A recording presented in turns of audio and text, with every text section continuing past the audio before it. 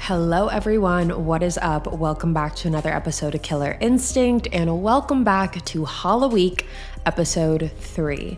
Now, if you are just tuning in and are unfamiliar with what HALLOWEEK is the one special time of year where we post 5 true crime Halloween-inspired cases back to back for the 5 days leading up to Halloween. So from October 24th to October 28th, you guys are going to have a new episode of Killer Instinct every single day. It is the craziest time of the year, but it is the best time of the year. And if you are just tuning in, hi, my name is Savannah, and I am your host of Killer Instinct.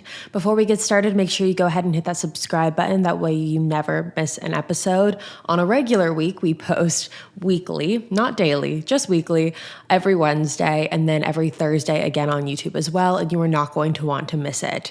Now, for today's episode of HALLOWEEK, we are talking about the unsolved case of Cindy Song. Cindy went missing in 2001, and her case is very interesting because during the investigation of her case, it really unfolded into something that no one had ever expected. However, to this day, there are still so many more questions and answers regarding what happened to Cindy and where she is. So with that being said, let's jump right on into it today.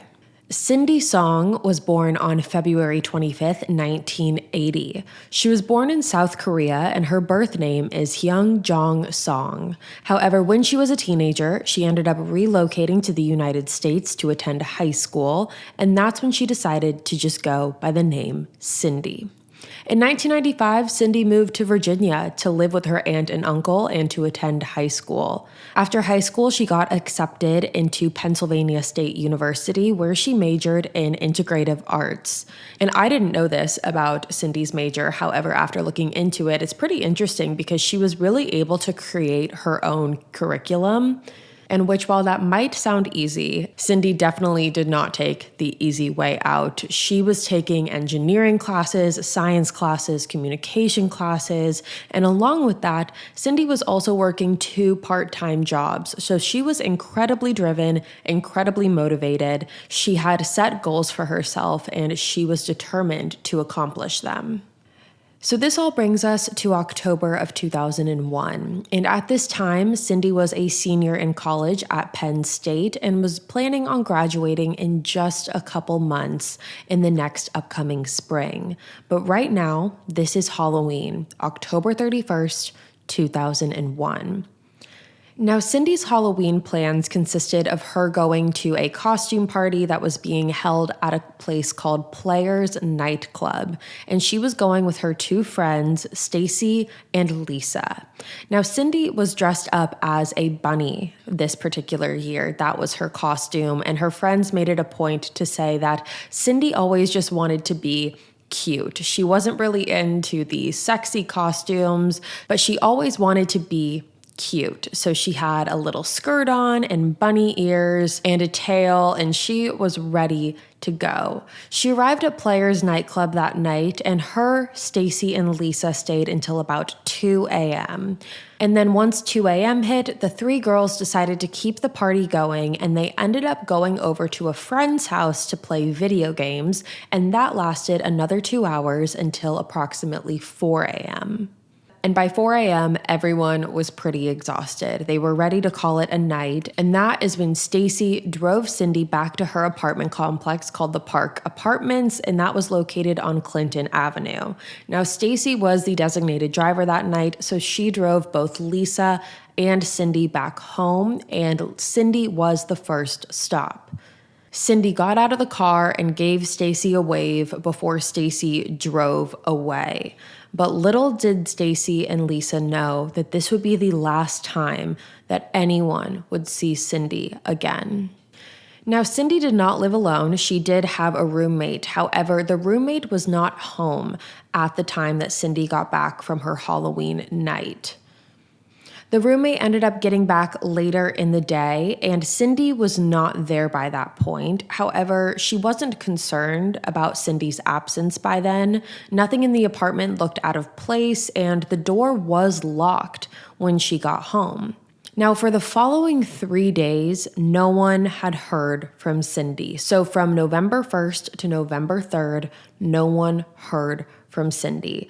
Now, Cindy was a very independent person. It wasn't unlike her friends to not see her for a couple days. However, even though she was very independent, she was also very timely and responsive. So if her friends had reached out to her and texted her or called her, she always would respond. So after 3 days of zero contact, her friends were actually the ones that officially filed a missing persons report for Cindy on November 4th, 2001. Now, once the missing persons report was filed, police were able to go to Cindy's apartment and search through all of it. And when they did that, they were able to come to the conclusion that they were almost certain that Cindy made it into her apartment that night after being dropped off by Stacy.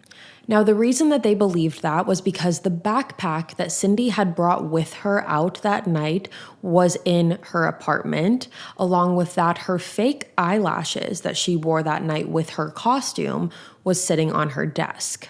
And not only that, if that wasn't convincing enough, Cindy's cell phone was found in her apartment as well. Now, what was missing from her apartment were her keys and her purse. Now, this struck her friends as extremely worrisome. Obviously, I think it would to anyone because her friends knew that Cindy never went anywhere without her phone. Now, when detectives got a hold of her phone in her apartment, they were able to see that the phone did not have any battery left in it, so it was a dead phone. However, her friends still thought it was odd that she would leave it behind. The detective on this case said, quote, "We know that whenever she left her apartment that she was wearing the clothes she had on that night. We also know that her purse, her pocketbook, and whatever she had with her that evening that contained her driver's license and credit cards were with her too, because we could not locate those in her apartment." End quote. So her ID is missing, her credit cards are missing, and her keys are missing as well. Now, a theory that police were able to knock off right away was a theory that Cindy, for whatever reason, decided to run away and involuntarily leave. Cindy would not just run off on her own accord or just run away. She was very happy, and in fact, she had just bought concert tickets for a concert that was taking place in a few days, and she had also recently bought a computer that was in transit to be delivered at the time of her disappearance. Along with that, police checked her cell phone, credit cards, and email activity, and there were no suspicious calls or emails made around that time or at the time that Cindy got home, and there were no activity on her credit cards. Now, when it came to the search for Cindy, you had many people in the community trying to look for her. You had all of the Penn State students, you had her friends, just people in the community.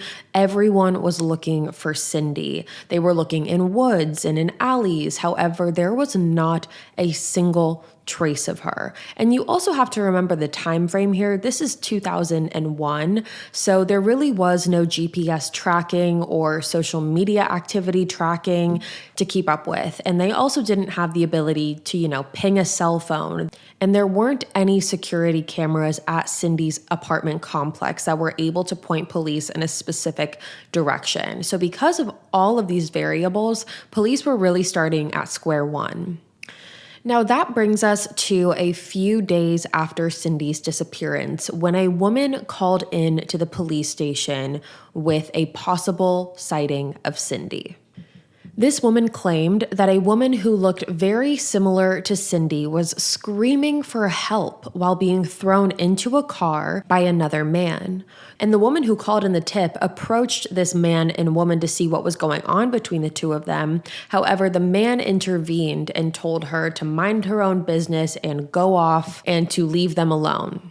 And as you can imagine, that is a very intimidating situation. So the woman decided to back off and walked away, however, immediately called 911 to report the incident. Now, this particular altercation took place a little over 200 miles where Cindy lived. It took place in Philadelphia's Chinatown district. There was a composite sketch drawn up of this man. The woman who called in the tip said that he had an olive complexion and medium length hair. However, those were really the only two physical traits that she could give. Now, the issue with this specific tip is that once police spoke to this woman over a course of some time, they had multiple discussions with her. She ended up changing her story every time they would speak to her. She would alter it a little bit. The facts would change. And so because of that, it was very difficult for police to use her as a reliable source. And so ultimately, they didn't end up throwing away the theory that this could have been Cindy, but they definitely put it on the back burner. They were really in between a rock and a hard place because they weren't getting any other tips from the public. This was the only one that they had. However, there wasn't anything to verify that this was Cindy. I mean, if you think about it, this was 200 miles away, and the woman couldn't be 100% certain that this was Cindy. And the police, on the other hand, also did not know how to track down this man because the only two physical traits that they were given was the fact that he had medium length hair and an olive complexion. Now, after doing some more digging into Cindy's life and looking in her apartment and talking to her friends, police were able to piece together another theory. Now, when going through Cindy's room, police found a diary that Cindy had kept, and inside this diary, Cindy had talked about how her and her friends had been experimenting with drugs, more specifically, weed and ecstasy.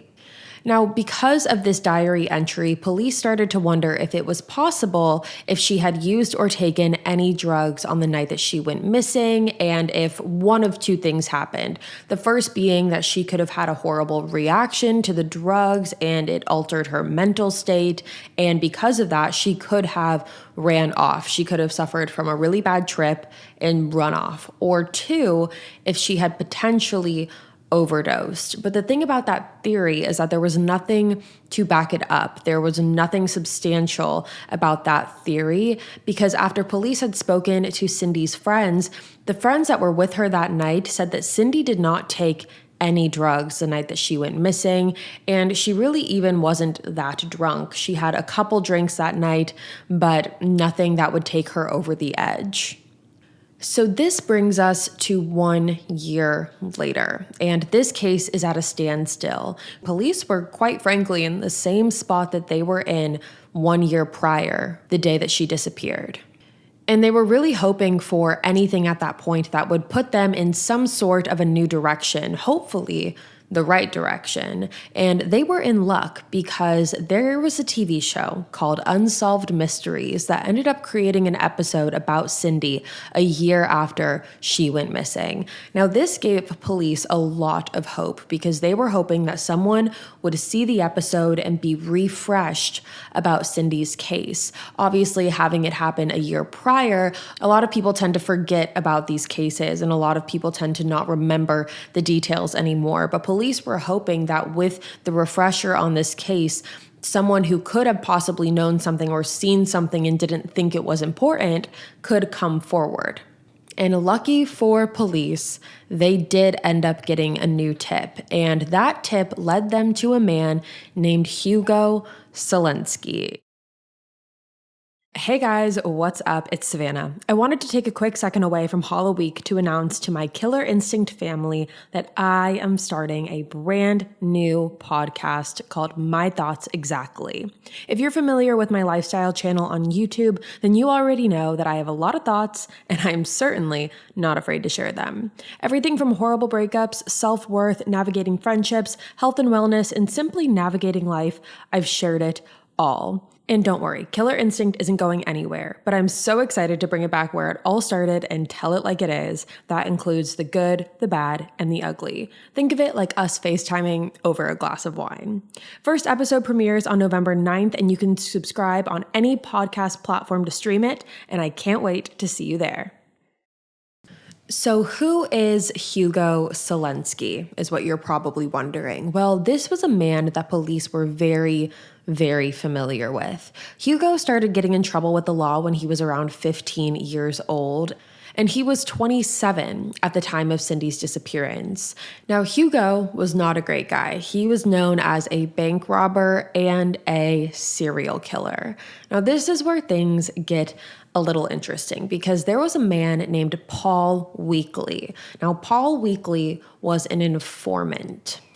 Now, if you are unfamiliar with what an informant is pretty much exactly like it sounds. It's someone who has information or receives information and then takes that information and relays that to an organization or an agency or to police or something like that. So Paul Weekly was an informant. And Paul Weekly told police that Hugo Selinski had buried bodies in his backyard. Now, the reason that he said he knew this is because Hugo told him. Now, Paul Weekly was a very reputable informant. He had never told police anything that had not been proven to be true before. So police decided to go to Hugo's house themselves. And when they did and confronted him on the knowledge that they had about the bodies in his backyard, he acted very confused. And the police had asked Hugo if they could search his home. And again, he was acting very confused, not understanding why they would want to do this. But they ended up not needing Hugo's permission because they were able to arrest him for a warrant he had out for an aggravated assault and robbery that he had committed a year prior. So a year before this, he commits a robbery, an aggravated assault. He has a warrant out for his arrest. So police don't necessarily need his permission to search through his home because of that. So they were able to arrest him right on the spot. Now, bear with me here. I'm going to try and explain this as clearly as possible, but this does tend to get a little confusing. So the man that Hugo had attacked and robbed the year prior, that man was named Michael Kurowski. And Michael Kurowski was an older gentleman who had a son named Michael Jr. So you have Michael Sr., Michael Jr. Michael Jr. has a girlfriend named Tammy. So you have the family tree, Michael Sr., then below that, Michael Jr., connected to Michael Jr. is the girlfriend, Tammy. Now, ever since Michael Sr. had gotten robbed, Michael Jr., as well as his girlfriend, Tammy, were missing. And I think most of us can probably sit here and say that that probably is not just a coincidence. Now, according to the informant Paul Weekly, Hugo had told Paul that Michael Jr. and Tammy were buried in his backyard. So those were the bodies that Paul was referring to when he gave that information to police. So police start digging up Hugo's backyard, and they were astonished to figure out that not only did they find Michael Jr. and Tammy's bodies buried in the backyard, but they also found 3 other bodies buried in the backyard. So you have Michael Jr. and Tammy, and then 2 of the other bodies that were found were identified as local drug dealers in the area. And then the 3rd body to this day has never been identified. However, it was confirmed that the 3rd body was not Cindy Song. In 2011, Hugo went on trial for the murders of Michael Jr. and Tammy, and during this whole trial, a new bomb dropped. Now, Paul Weekly, the informant, decided to come forward and testify with more information that he had, that for whatever reason, he decided to withhold when he had first approached police. Paul Weekly told police that Hugo had admitted to him that he killed Cindy. However, he said he did not act alone in this murder. Hugo said that his accomplice to the murder of Cindy was none other than Michael Jr., so the man who was buried in his backyard. So Paul is now telling police that Hugo confessed to him that Michael and himself murdered Cindy. According to Paul, Hugo told him that on the night that Cindy went missing, him and Michael went down to the college town, and in those early morning hours, they ran across Cindy. There wasn't any information given about where they saw her or what time of night they saw her. However, point being, they said that they ran across Cindy in the early morning hours and kidnapped her. Now, there has been many different versions of what happened to her after that. And quite frankly, it's been a little bit of a wild goose chase about what exactly happened. There are a lot of different people who are coming forward with different stories. However, nothing has been confirmed. There have been different versions of this. Some people say that Cindy was kept in a walk-in freezer by Hugo until she got hypothermia and died in there. There have also been stories of her being kept in a giant safe in Hugo's home until she died.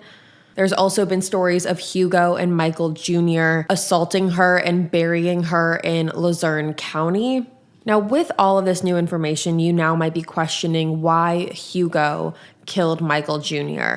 And according to Paul Weekly, Hugo confessed to him that the reason he killed Michael Jr. to begin with is because Hugo found out that Michael Jr. had kept the bunny ears from Cindy's Halloween costume as a souvenir.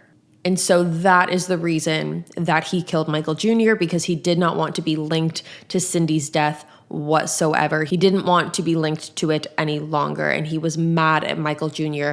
for keeping a piece of the evidence. Now, this is something that we have seen before with other serial killers. They will keep quote unquote trophies, and that could range from anywhere from a body part to a piece of jewelry to a piece of clothing. And in this instance, it would be the bunny ears. Now, even though Paul Weekly says that that specific reason, the souvenir, was the reason that Hugo killed Michael Jr., there have also been many people who have talked about the fact that Michael Jr. worked in pharmaceutical medicine, and he was known to have illegally dealt prescription drugs. And so there has been talk about the fact that it was a drug deal gone wrong, and that is why Michael Jr. ended up dead. But quite frankly, we really don't have a lot of proof on either side of this, whether it was a drug deal gone wrong or because it was of the bunny ears souvenir. So here's where police struggled with all of this information.